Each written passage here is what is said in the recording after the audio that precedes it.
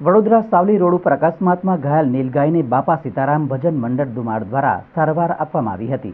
વડોદરાથી સાવલી રોડ ઉપર આજરોજ સવારે દુમાડથી IOCL કંપની તરફ જવાના રસ્તા પર અજાણી ગાડી દ્વારા નીલગાયના બચ્ચાને ટક્કર વાગતા ગંભીર ઈજાઓ પહોંચી હતી તથા તેની દુમાડ ગામ બાપા સીતારામ સેવા ભજન મંડળ દુમાડની જાણ થતાં તાત્કાલિક બાપા સીતારામ મંડળના સભ્યો સ્થળ ઉપર પહોંચી વન વિભાગને જાણ કરી હતી। વન વિભાગ પણ તાત્કાલિક આવી ગયું હતું। સારવાર માટે મોકલી આપવામાં આવી હતી। વિષ્ણુભાઈ, કિશોરભાઈ, વિજયસિંહ, જલાભાઈ, રાકેશભાઈ તેમજ ગામના સભ્યો પહોંચી ગયા હતા। દુમાડથી સાવલી રોડ પર IOCL કંપનીની પહેલા સાવલી જવાના રોડ પર એક નીલગાયના બચ્ચાને અજાણી ગાડી દ્વારા ટક્કર મારવામાં આવી હતી। તે દરમિયાન તેને ઘણી બધી ઈજાઓ, પગના ભાગે ફ્રેક્ચર ને તેમ બધું થયું હતું।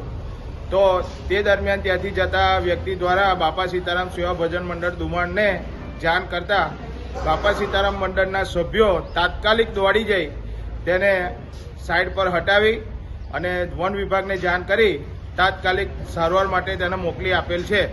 તો આવું કોઈ પણ જગ્યાએ કોઈ વ્યક્તિઓ દ્વારા જોવામાં આવે તો જન સેવાએ પ્રભુ સેવાના સૂત્રને સાર્થક બનાવી આવી સેવાકીય પ્રવૃત્તિમાં જોડાવવું, જેથી આપણે કોઈની મદદ કરી શકીએ અને પશુઓને આપણે બચાવી શકીએ।